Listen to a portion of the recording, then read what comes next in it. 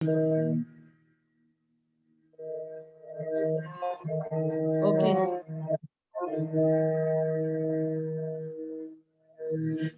नमो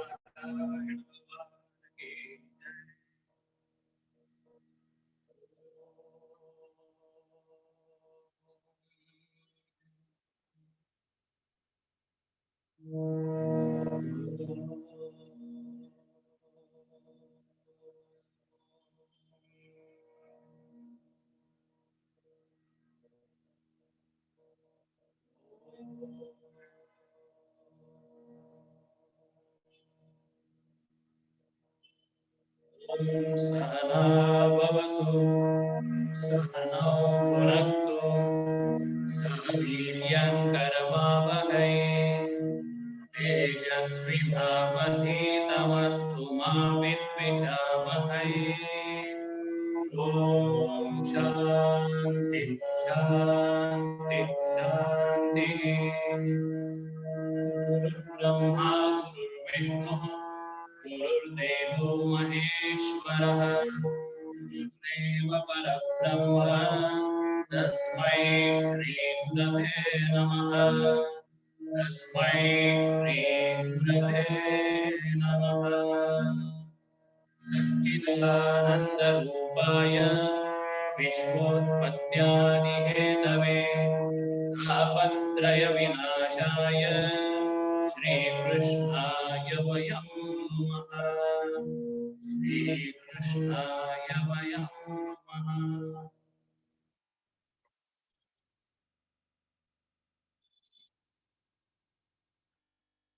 हरि ओम।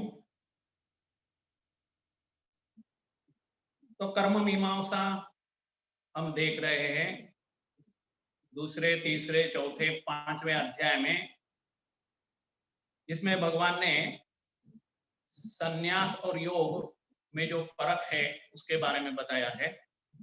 और हम लोगों ने देखा कि वस्तुतः संन्यास यानी कर्म का त्याग करना नहीं है।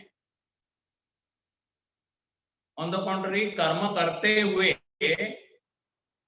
बाकी जो चीजें हैं, जैसे भविष्य काल में आने वाले फल, आने वाले विघ्न, इसका चिंतन अभी नहीं करना है। भूतकाल, वर्तमान काल में करते समय अगर मैंने पहले जो जो कुछ गलतियां किया था उसका याद अभी मैं करते रहा वर्तमान काल में, तो फिर मेरा वर्तमान भी नष्ट हो जाए। और इसीलिए हमें प्लानिंग तो करना है, लेकिन विघ्नों का चिंतन ज्यादा नहीं करना है। जब हम कर्म करते हैं तो उसके पहले कर सकते हैं। और हमारे गुरुदेव कहते थे कि भूतकाल से हमको सीख मिलती है, उससे हमें रेक्टिफिकेशन वर्तमान काल में करना पड़ता है। और अगर हमने वर्तमान काल में बदल कर दिया तो फिर हमारा कर्म करते समय हमारा मन शांत रहता है, और उसके बाद में कौन सा भी परिणाम हो, अगर फल में हमारा मन ने हमारे फल को पकड़ा नहीं है, तो फिर मन भी बाद में भी शांत रहता है, फल मिले तो भी न मिले तो भी। और वस्तुतः यही बोलते हैं इक्विपॉइस ऑफ द माइंड। और वस्तुतः इसी को ही हम लोग प्रयत्न पूर्वक जब करते हैं तो कहते हैं ध्यानाभ्यास। तो ध्यान मतलब क्या है?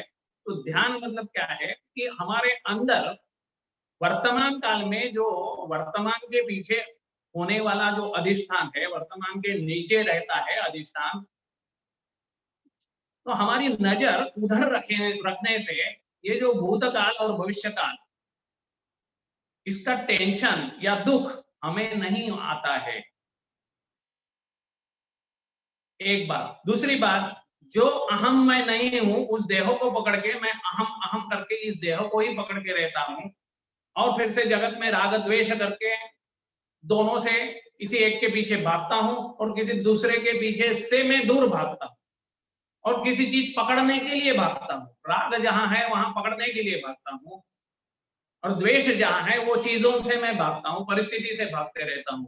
तो इससे हमारा मन विक्षिप्त होते रहता है, हमारी एनर्जी पूरी की पूरी चली जाती है। और इसीलिए भगवान ने ये स्पष्ट करने के लिए यहाँ ये अध्याय शुरू किया, जिसका नाम है आत्म संयम योग। इसमें ध्यान का वर्णन है ज्यादा, इसलिए इसको कुछ लोग ध्यान योग भी बोलते रहते हैं। लेकिन इसको ध्यान मतलब क्या है? तो आत्म संयम। ये आत्म संयम हर समय हमको जरूरत होती है, सिर्फ ध्यानाभ्यास करते समय ही जरूरत नहीं है। लेकिन यहाँ वैसे श्लोक है, इसीलिए ध्यान कहने के बाद तुरंत छठा अध्याय ऐसे हम लोग कहते हैं। तो अभी इसमें हम प्रवेश करेंगे और थोड़ा सा विचार करेंगे। भगवान कहते हैं अनाश्रितम कर्म फलम कार्यम कर्म करोति यः सन्यासी च योगी च न निरग्निर्न चाक्रियः।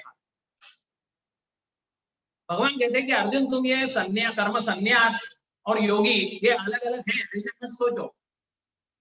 ये दोनों बातें एक ही है। जब कर्म फल पर तुम्हारा आश्रय नहीं है और तुम कर्म करते रहते हो, देखिए कर्म करते रहना ये महत्व की बात है। हमको भी जीवन में यही करना है, कर्म करते रहना है।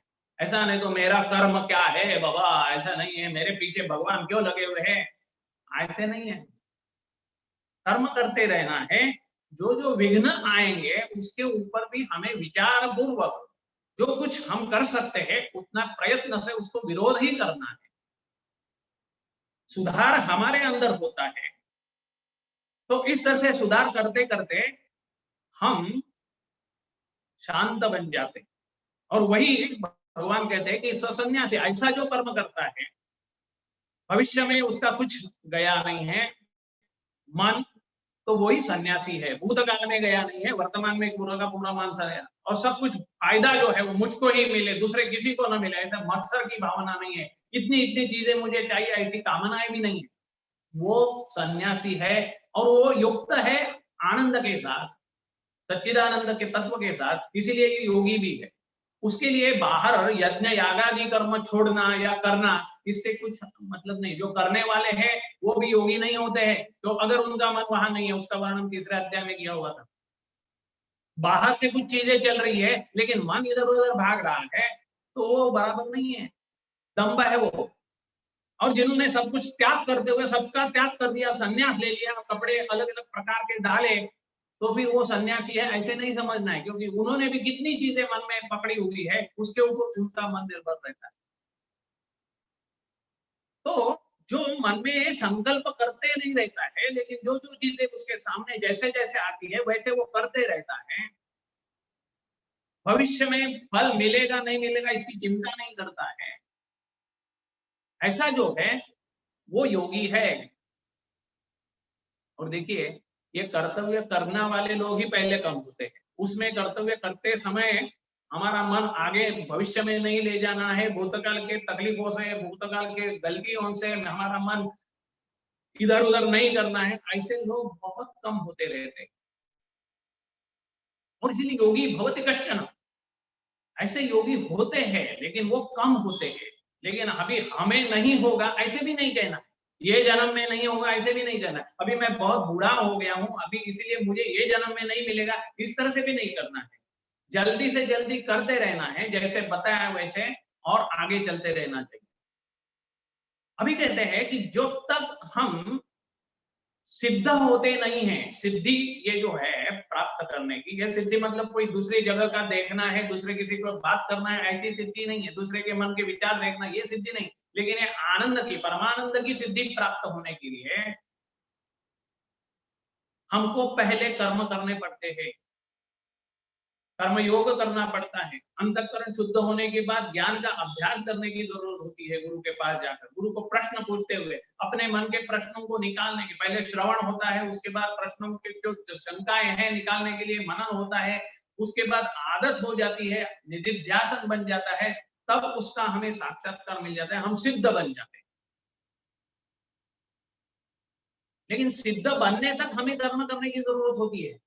जिसको ऊपर चढ़ना है उसको सीढ़ी की मदद लेनी पड़ती है, लेकिन चढ़ने के बाद अभी आगे कुछ चढ़ने के लिए नहीं है, इसलिए रोते नहीं रहना है, क्योंकि हम पहुंच गए हैं उधर जहां हमको पहुंचना है, वहां अगर हम पहुंच गए तो उसके आगे क्या, ये प्रश्न अभी हम यहाँ रहते हुए प्रवासी शुरू नहीं करते हैं, इसीलिए पूछते रहते हैं। लेकिन आस्ते आस्ते जब हम ऊपर चढ़ेंगे तो हमें पता चलता है कि बस इसके बाद अभी कुछ किसी चीज की जरूरत नहीं, क्योंकि जो कर्म करने वाला करता है वो पूरा का पूरा गायब हो गया है। गायब हो गया इसका मतलब उसका मृत्यु हो गया ऐसे नहीं है, इसका अहंकार पूरा का पूरा चला गया है, उसके मन भविष्य में जाकर डराते नहीं है। तो इस तरह से आरुक्षोर्गुणैर्योगम कर्म कारण उच्यते, योगारूढ़स्य तस्यैव शमः कारण उच्यते। बाद में शांति जो है, शम मतलब शांति, शांति की अवस्था में जाकर रहना, यही बात है। हम लोग क्या करते हैं जीवन में, शांति करने के लिए इतने कुछ प्रयास करते रहते हैं, लेकिन जब शांति रहती है उस समय उसका आनंद लेने के बजाय हम लोग अशांत होते हैं, अब क्या इसमें ही हम लोग ज्यादा व्यस्त होते रहते हैं। और इसलिए यहाँ कहते हैं यदा ही नेन्द्रियार्थेषु न कर्म स्वनुसज्जते सर्व संकल्प सन्यासी योगारूढ़स्तजते। योगारूढ़ हम कब होते हैं ऐसे बोलते हैं, तो बोले सब संकल्प हमारे चले जाते हैं। अभी ये करो, और संकल्प शब्द के पीछे कामना आती है, कामना के पीछे अपूर्णता आती है, ये इनके पास है ही नहीं। अपूर्णता नहीं है इसलिए कामना नहीं है, कामना नहीं है इसलिए संकल्प नहीं है, संकल्प नहीं है इसलिए पूरा हो गया नहीं हो गया उसका दुख नहीं है, फल मिला नहीं मिला उसका दुख नहीं है। तो सर्व संकल्प जो छोड़ सकता है वही योगारूढ़ भी है, मतलब वही सन्यासी भी है। एक दृष्टि से देखें तो गलत चीजों का त्याग करना यह सन्यास है, और जो चाहिए वो पकड़ना है वो है योग। सच्चिदानंद तत्व को पकड़ना है, अधिष्ठान को पकड़ना है, परमात्मा को पकड़ना है, ब्रह्म को पकड़ना है, और उसके लिए बाकी सब चीजें जो है, जो अनित्य है उसका त्याग करना है, नित्य है उसको पकड़ना है। एक का नाम हो गया संन्यास छोड़ने का, और एक का नाम हो गया योग। तो इसीलिए योग और संन्यास ये अलग अलग नहीं है। इसीलिए हमारे मन को, और वस्तुतः मन को चलाने वाले बुद्धि को, और बुद्धि को चलाने वाले अहंकार को ये पता चलना चाहिए। और हमें गलत दिशा में ये मन ले जाती है, बुद्धि भी कभी कभी ले जाती है, अहंकार तो वही करते रहता है, और एक ही जन्म मैंने अनंत अनंत जन्म करते रहा हुआ है।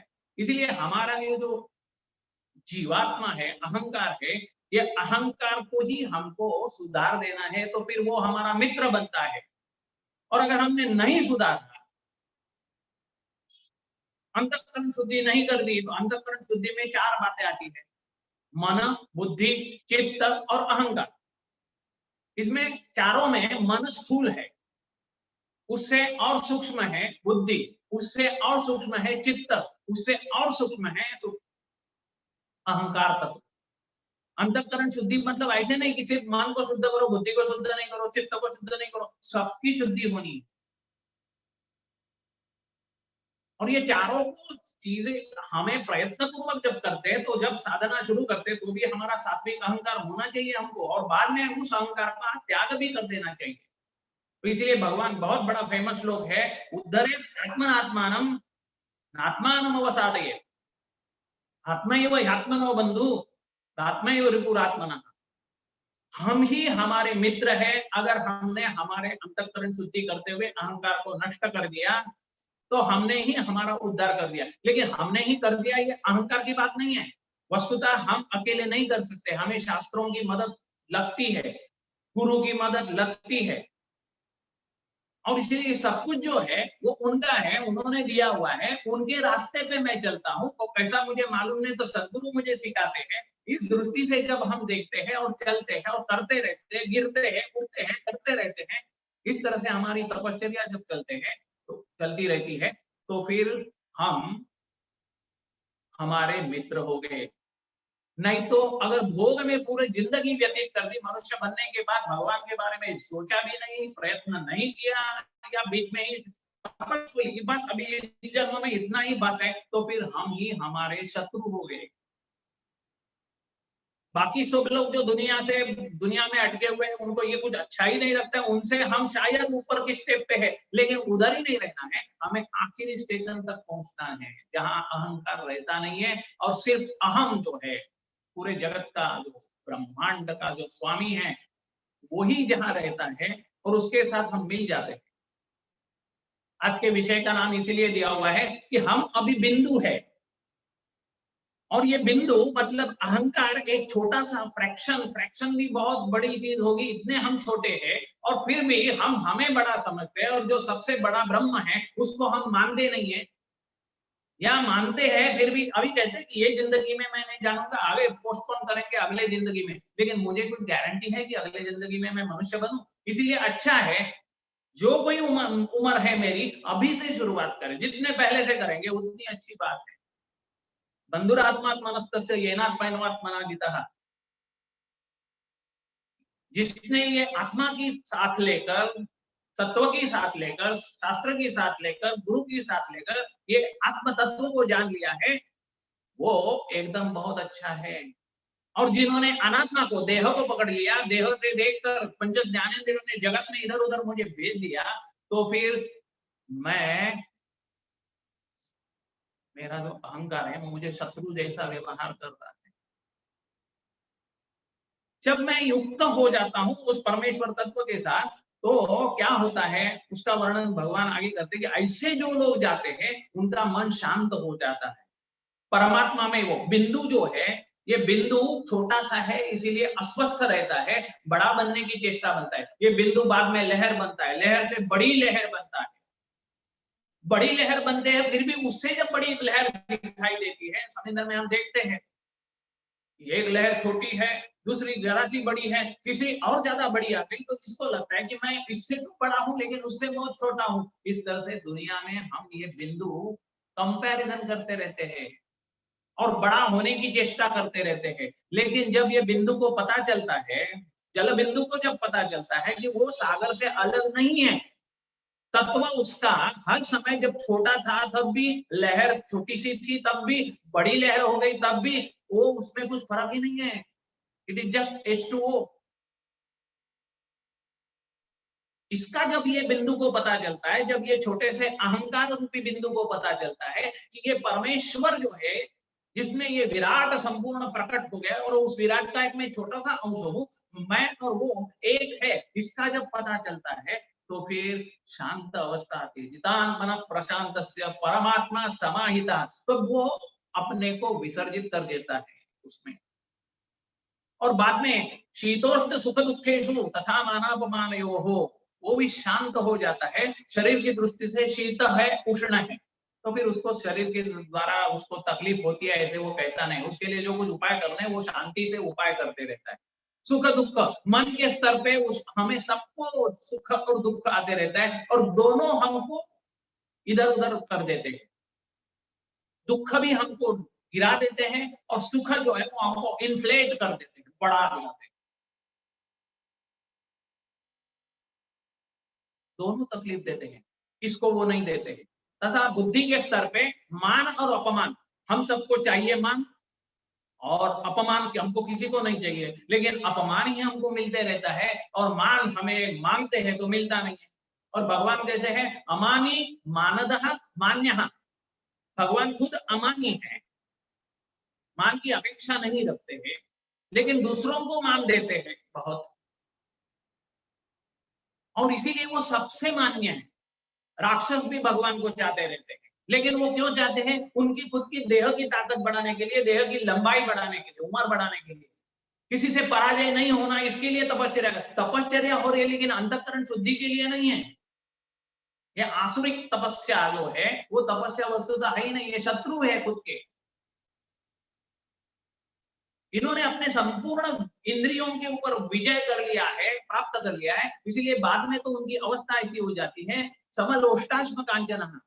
उसमें लोष्ट मतलब एक किसी पत्थर है या टुकड़ा है लकड़ी का और स्वर्ण है, तो वो किसी स्वर्ण के पीछे नहीं जाते, और वो एक छोटा सा टुकड़ा है इसीलिए उसका दुर्लक्ष करते हैं, ऐसे भी नहीं। सुरुन मित्रार्युदासीन मध्यस्थ द्वेष बंधुजो, उनका संबंध सबके साथ कैसे रहता है? तो साधु हो, पापी हो, सुहृद हो, मित्र हो, उदासीन हो, शत्रु हो, सबके साथ जो जो व्यवहार करना चाहिए वैसे व्यवहार वो करते हैं। उस समय जो जो व्यवहार करना चाहिए वो व्यवहार करते हैं।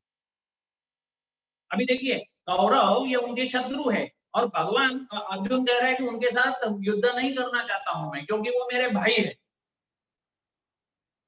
मेरे भाई है, मेरे है, मेरे गुरुजी है, लेकिन अगर वो अधर्म का काम कर रहे हैं तो फिर उनकी बाजू मुझे नहीं लेनी है। तो इसलिए उनके साथ झगड़ा भी करना पड़े, युद्ध भी करना पड़े, तो उस समय करने की आवश्यकता है। जो जो चीजें उस समय करना है, जैसे देखिए कि एक छोटा सा बच्चा अभ्यास नहीं कर रहा है, कल उसकी एग्जाम है और अभी वो टीवी देखना चाहता है, तो उसकी माँ उसको मारती, मारने के बाद उसको क्या लगता है कि मेरी माँ मारने वाली है तो खराब है, लेकिन वो बाजू वाली जो है वो मुझको टीवी दिखाती है, मोबाइल दिखाती रहती है, वो अच्छी है, वो खाने के लिए कुछ ना कुछ चीजें देती है, बाहर मार्केट से भी कुछ लेकर आती है मेरे लिए। मेरी माँ तो हर समय अभ्यास करो, अभ्यास करो, अभ्यास करो ऐसे कहते, ये खाओ, मुझे अच्छा लगता है, वो कहती है ये ज्यादा नहीं खाना है, अच्छा नहीं लगता है तो बोलती यही खाना है। इसलिए छोटे बच्चों को अपनी माँ जो है वो तकलीफ देने वाली लगती है, और बाजू वाली है या कोई फ्रेंड है तो वो अच्छा लगने लगता है। तो इनकी परिस्थिति ऐसी नहीं होती है, उनको जैसे जैसे व्यवहार सबके साथ करना है उस समय करते हैं। जैसे माँ मारती है लेकिन उस समय उनका भाव है कि बच्चा सीखे, बहुत अच्छी तरह से बड़ा हो, अपने पैर पे खड़ा रहो, यही इच्छा उनकी होती है, वो अच्छी है। और ऐसी परिस्थिति मन में अगर लाना है तो अर्जुन के मन में विचार आता है कि ये मुझे अभी ये युद्ध वगैरह करके बाद में आ सकते हैं, तो बोले आ सकती है, आप भी योगी बन सकते हो, आप भी सन्यासी भी बन सकते हो, लेकिन कर्म का उसका कोई संबंध नहीं है। कर्म अभी कर्तव्य कर्म आप करो, इस दृष्टि से करो, तो फिर आप बाद में ये परिस्थिति प्राप्त कर सकते हो। लेकिन वो अभी यहाँ ध्यान लगाकर बैठना नहीं है, यहाँ रोने की भी जगह नहीं है। यहाँ अभी कर्तव्य कर्म आपका युद्ध करना है, आपको तो युद्ध कर्तव्य कर्म आपके सामने आया है तो वो करना है आपको। लेकिन योगी जो की परिस्थिति जो होती है, वो भी परिस्थिति आपको बाद में प्राप्त हो सकती है। यहाँ चाहे आपको विजय मिले, चाहे पराजय हो, कुछ भी हो। तो योगी जो होता है वो क्या करता है? तो बोले योगी युंजीत सततम आत्मानं रहसि स्थितः। योगी जो होता है वो एक के साथ रहता है। एकाकी मतलब एक के साथ रहना है। एकाकी का मतलब सिर्फ एक रूम में अकेले में जाकर या एक गुफा में जाकर बैठना है, ऐसा उसका अर्थ नहीं होता है। हमको सबको देखिए, हमारा मन जितना गड़बड़ करने वाला होता है ना, अकेले रहने के लिए हमको डर लगते रहता है। जब हम सोचते हैं कि मैं देह हूं, तो देह की दृष्टि से भी हमको अकेला रहना तो डर लगते रहता है। अध्यात्म शास्त्र पे अगर हम लोग चल रहे हैं तो आस्ते आस्ते हमारे ये इस तरह की जो डर है वो कम होनी चाहिए, क्योंकि हमें हर समय पता चलना चाहिए कि मैं कभी भी एकाकी नहीं हूं, एक के साथ हूं, एक के अंक पे बैठा हूं, एक ने मुझे गोद में लिया हुआ है, मैं और वो अलग नहीं है। ये उसको भगवान बोलिए, भगवान ने मुझे गोद में लिया हुआ है, जैसे ध्रुव बाण को ले लिया, प्रहलाद को ले लिया, वैसे हमें भी ले लिया है। अंदर से हमें ताकत उसने दे दी है, बाहर जगत उन्होंने दे दिया हुआ है। जो चीज मिलती नहीं है तो भी कुछ न कुछ हमारे अच्छे के लिए होता है, ये सब बाद में पता चलता है, लेकिन हम उस एक को बोलते हैं, एकाकी कभी होते नहीं। तो योगी जिसको होना है उसको उस एक को देखना है। एक मतलब और ब्रह्म परमात्मा, उसको ज्ञान की भाषा में ब्रह्म बोलते हैं, भक्ति की भाषा में परमेश्वर बोलते हैं। यत चित्तात्मा, प्रयत्न पूर्वक उन्होंने अपना चित्त जो है वो आत्मा में लगा दिया है, शांत कर दिया है। निराशीर परिग्रह, निराशी मतलब उन्होंने मन में संकल्प कामना कुछ नहीं है उसके, लेकिन अपरिग्रह भी है, कुछ रखा भी नहीं है। नहीं तो हम ध्यान में कैंप के लिए चले जाते हैं, 7 दिन सिद्धबाड़ी जाएंगे, कोड़वन जाएंगे, तो हमारे डिब्बे भरकर ले जाते हैं, उधर खाना नहीं मिले तो क्या हो, तो गड़बड़ गड़बड़ की बात हो जाती है, तो फिर हमारा ध्यान उधर ज्यादा खाने पे रहता है। इसके बाद में अभी ध्यान के लिए आवश्यक चीजें जो है उसका वर्णन करते हैं कि कैसे बैठो, किस जगह में बैठो, जहां ज्यादा लोग हैं वहां नहीं बैठना है, शांत है वहां बैठना है, अच्छी तरह से आसन लेना है और बैठना है। स्थिरम आसनम आत्मनः शैलाजिन कुशोत्तरम, कुश का आसन है तो अच्छा है। मृग चर्म मिल गया तो अच्छा है, लेकिन इसके लिए मैं अभी मृग मारने के लिए जाने की जरूरत नहीं है, या मृग परचेस करने की दुनिया में जाने की जरूरत नहीं है। एक कपड़ा ले लो, बैठो, सादा कपड़ा लेकर बैठ जाओ। चाहिए मतलब कपड़े। कैसे बैठना है, ज्यादा ऊपर जाकर किसी पलंग पे नहीं जाकर बैठना है, बाजू में जाके, नहीं तो किसी पर्वत के चोटी पे जाकर बैठना है ध्यान पूर्वक नहीं, क्योंकि ध्यान करते समय कभी कभी अगर ध्यान लग गया और शरीर इधर उधर हिल गया तो आप गिर सकते हैं। इसीलिए ज्यादा ऊपर नहीं, ज्यादा नीचे, गड्ढे में जाकर बैठना है ऐसा नहीं है।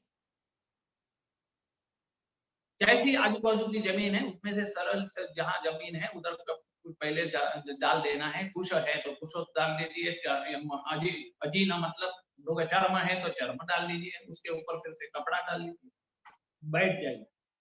ये बाहरी जो है पैराफर्नेलिया उसमें ज्यादा अटकना नहीं है, उधर जाके बैठना है और बैठकर क्या करना है, तत्र एकाग्रम मन कृत्वा, मन को एकाग्र करना है। यत चित्तेन्द्रिय क्रिया, हमारा चित्त जो इधर उधर जाता है, चित्त में अलग अलग चीजें आ जाती है, पहले मन शांत होता है, उसके बाद चित्त ये बहुत गड़बड़ करने लगता है, और उस समय हमारे इंद्रिय अगर खुले हैं तो खुले इंद्रिय हमको तकलीफ देते हैं। इसीलिए सीधा बैठना है, झुक कर वगैरह नहीं बैठना है। कुछ लोग ऐसे बोलते हैं कि हम बैठते हैं लेकिन इतने टाइट करके बैठ जाते हैं, नहीं उसके लिए भी जरूरत है, किधर प्रेशर भी जरूरत नहीं आना चाहिए, सीधा बैठ जाना है। हमारी पीठ, सिर और ग्रीवा ये सब एक लाइन में आनी चाहिए, 90 डिग्री। बाबा जी लेकिन मैं वो करता हूं तब मैं ऐसे रहता हूं, लेकिन आस्ते आस्ते आस्ते आस्ते आस्ते मैं ऐसे हो जाता हूं, तो इसका चिंतन पहले मत करो। कुछ लोग जो है ऐसे डुलते रहते हैं, आगे पीछे आगे पीछे आगे पीछे आगे पीछे, ऐसे नहीं, हिलना नहीं है, स्थिर, नीचे भी स्थिर। देखिए ये वर्णन कर दिया है, उसको प्रैक्टिस में लाने के लिए भी हमको बहुत महीनों की आवश्यकता होती है। उसके बाद में मन शांत करना चाहिए, तो आंखों से बाहर नहीं जाना चाहिए इधर, इसलिए आंख भी पूरे बंद नहीं कर सकते क्योंकि सो जाते हैं, इसलिए पूरा बंद नहीं कर रहे, लेकिन थोड़े से खुलकर इधर नाक पे देख सकते हैं, नहीं तो नासिकाग्र मतलब ये इधर बीच में भी देख सकते हैं। अग्र मतलब आप वहां से लेंगे उसके ऊपर से या नीचे से, कौन सा अग्र, लेकिन इसके लिए कंसंट्रेशन करने की भी जरूरत नहीं है, ये पहले बताया हुआ है। बाद में हर समय मुझे हर समय कंसंट्रेट करने से इधर सिर्फ दर्द होने लगेगा कभी क्या।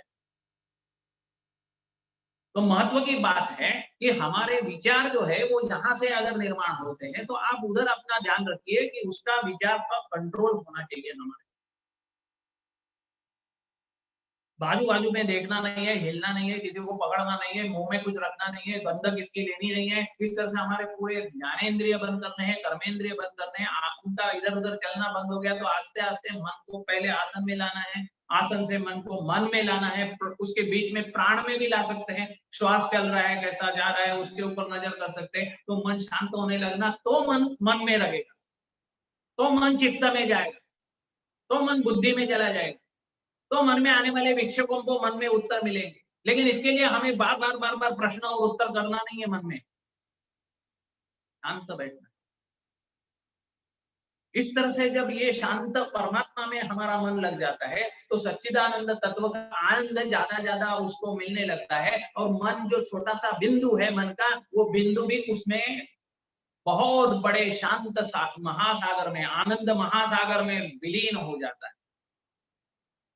लेकिन ऐसे करना है तो उसके पहले मैं जरा वो कितने देर में बैठूंगा बोल नहीं सकता हूँ, शायद एक दिन बैठा तो खाने के लिए, इसलिए पहले ही बहुत खा लिया, नहीं, नींद आ जाएगी। बिल्कुल नहीं खाया तो फिर चिंतन होगा लेकिन परमात्मा का नहीं होगा, सच्चिदानंद तत्व का नहीं होगा। भूख लगी है मुझे, भूख का चिंतन हो जाए, मराठीमध्ये म्हणतात कावळे ओरडायला लागतात। कभी-कभी हमारा मेडिटेशन सेशन जो होता है उसके बाद में अगर कोई चाय का समय है तो लोगों के मन में चाय पहले ही लेना शुरू करते हैं, मन से ही लाइन में जाते हैं, उधर चाय लेते हैं, इधर बैठे हैं हॉल में, लेकिन वहां मन में अंदर चाय चाय पीना शुरू हो जाता है। और इससे उल्टा ऐसी बात है, जो युक्त आहार रहता है, जिसका विहार रहता है, दोनों आहार भी अच्छा होना चाहिए, विहार भी हमारा कंट्रोल में होना चाहिए, उसको ये हमारा योग जो है, ये योग आनंद देने वाला होता है। उसका मन ऐसे शांत होता है कि मानो निर्वात क्षेत्र में अगर जो दीपक की ज्योति है, लौ है, वो सीधी ऊपर चली जाती है, इधर उधर फ्लिकर नहीं होती। ऐसा उनका मन भी बिल्कुल फ्लिकर नहीं होता है, और इसको बहुत बड़ा सुख मिलता है। बिल्कुल सबसे बड़े से बड़ा ब्रह्म सुख का अनुभव उसको होता है। पहले पहले जो अनुभव लेने वाला जो सात्विक अहंकार है वो रहता है, लेकिन वो आस्ते आस्ते कम होते होते अदृश्य हो जाता है, विलीन हो जाता है। ये अहंकार यानी बिंदु और परमात्मा यानी सिंधु, ये बिंदु सिंधु में मिल गया तो फिर निर्विकल्प समाधि लग गई बिल्कुल उसकी। लेकिन ये जल्दबाजी से नहीं करना है, आस्ते आस्ते आस्ते आस्ते मन को शांत करने की जरूरत है, क्योंकि अनंत जन्मों के उसके ऊपर रंग लगे हुए हैं। इसलिए विघ्न भी आते रहते हैं। नींद आती है तो इसीलिए प्रिकॉशन, इसीलिए कहा है नींद आंखें बंद करो, बंद मत करो, लेकिन पूरी आंख खोल के देखना भी नहीं है इधर उधर, इसीलिए बीच में अर्धोन्मीलित नेत्र रखना है। और मन में जब ध्यान शुरू हो जाएगा तो मन कहाँ कहाँ जा रहा है उसका पता चलता है, तो फिर से उसको ले आना है, उसको नियम्य करते हुए। मन इधर जा रहा है तो उसको लेकर आना है। अब बार बार होने दो, नो प्रॉब्लम, लेकिन आपको उसकी आदत हो जाएगी, आप मन के आरूढ़ हो जाएंगे। एक अश्व पे मैं बैठा हूँ, अश्व मुझे इधर उधर भगा रहा है, अभी हमारा ऐसी ऐसी परिस्थिति है, मन रूपी अश्व पे हम बैठ जाते हैं, किधर ले जाता है पता नहीं चलता है, लेकिन आस्ते आस्ते हम अश्व को जहां ले जाना है उधर ले जाते हैं। मन रूपी अश्व को हमें अंकुश, अंकुश मतलब वो हाथी का अंकुश लेने की जरूरत नहीं है, लेकिन कंट्रोल कंट्रोल करते हुए मन को हमें आत्म तत्व की ओर ले जाना है। और इस तरह से उसका आस्ते आस्ते ब्रह्म को संस्पर्श, मतलब सब बाजू से उसको ब्रह्म का अनुभव होने लगता है, ऊपर नीचे बाजू ही चली जाती है, मैं और वो अलग नहीं होता है, एक बन जाते हैं। और ब्रह्म संस्पर्श होने के बाद अत्यंत सुख उसको प्राप्त हो जाता है। उसके बाद सब जगह दिखाई देता है उसको वही तत्व, सब चीजों में वही दिखता है, व्यक्तियों में वही दिखाई देता है। इस तरह से आत्मा उसको आत्मदर्शन सब जगह होने लगता है, मन शांत होता है। अर्जुन कहता है कि भगवान भगवान ये सब कुछ मुझे कठिन लगता है, क्योंकि मेरा मन अभी ऐसा है कि वो यहाँ वायु से इधर उधर जाने वाली नौका जैसी रहती है वैसा वो भागता है। भगवान कहते हैं कि नहीं, इसके लिए विवेक अभ्यास चाहिए, ध्यान चाहिए बार बार, और वैराग्य चाहिए। जितनी वैराग्य ज्यादा होगी प्रबल मात्रा, उतना हमें जल्दी उसका अनुभव आ जाएगा। विवेक जितना ज्यादा है उतना भी जल्दी हो जाएगा। बाद में अर्जुन के मन में एक प्रश्न आता है कि बीच में ही अगर चला गया तो क्या करूंगा मैं, तो बोले नहीं, उसके लिए भी फिक्र करने की जरूरत नहीं। अगला जन्म जो है, ये जन्म मर भी गया अगर ऐसे प्रयत्न में मुझे योग योग अवस्था प्राप्त नहीं हो गई, तो फिर अगले जन्म में मुझे बचपन से ही ऐसे घर में जन्म होता है और ऐसे गुण मेरे अंदर रहते हैं, वो मेरी साधना जो है, जो अधूरी रह गई थी, वो आगे पूरी हो जाती है। और इस तरह से भगवान कहते हैं कि तपस्वी से भी योगी मुझे अच्छे लगता है, जिसमें भी ज्ञानी, जिन्होंने ज्ञान ले लिया है थ्योरी, लेकिन उससे भी प्रैक्टिकल करने वाले मुझे अच्छे लगते हैं, जो कर्म करते समय भी मुझे जानते रहते हैं, ऐसा जो है वो मुझे योगी सदा सर्वदा मेरे योग हो सके, मतलब मेरे स्वरूप के साथ एक रहता है, वो मुझे बहुत प्रिय लगता है। और जो श्रद्धा रखकर मुझे ही प्यार करते हुए मेरी तरफ आता है और मुझ में मिल जाता है, एक हो जाता है, वो तो बहुत बढ़िया, वो मुझे युक्ततम और प्रियतम है। इस तरह से भगवान ने ये छठे अध्याय में आत्म संयम के बारे में बहुत इंस्ट्रक्शन दे दी है और हमने बहुत फास्ट स्पीड में उसको आज संक्षेप में बताया हुआ है। इधर ही रुकेंगे। ओम पूर्णमदः पूर्णमिदं पूर्णात् पूर्णमुदच्यते पूर्णस्य पूर्णमादाय पूर्णमेवावशिष्यते। ओम शांति शांति शांति। हरि ओम श्री गुरुभ्यो नमः। हरि ओम। हरि ओम।